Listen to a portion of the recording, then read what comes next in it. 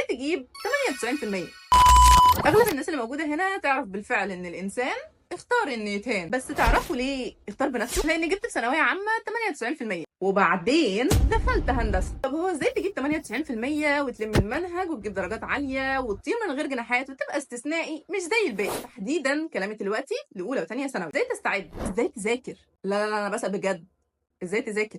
بكل بساطه محتاج حاجه تلم لك كل اللي فات. كالعاده عارفين اني بجيب لكم حاجات تساعدكم على قد ما اقدر، مش بس تساعد وانت قاعد في البيت من غير ما تضيع وقت، بس محتاج تبدا.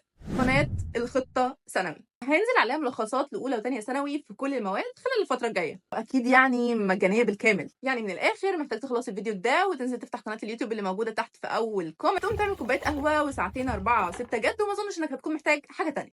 وفي حاله انك ما فتحتش ماده من اول السنه ومش عارف تعمل فيها ايه، فهم دلوقتي عاملين اشتراك في الماده بيتبعت لك المنهج كامل. ودلوقتي بقى عرفت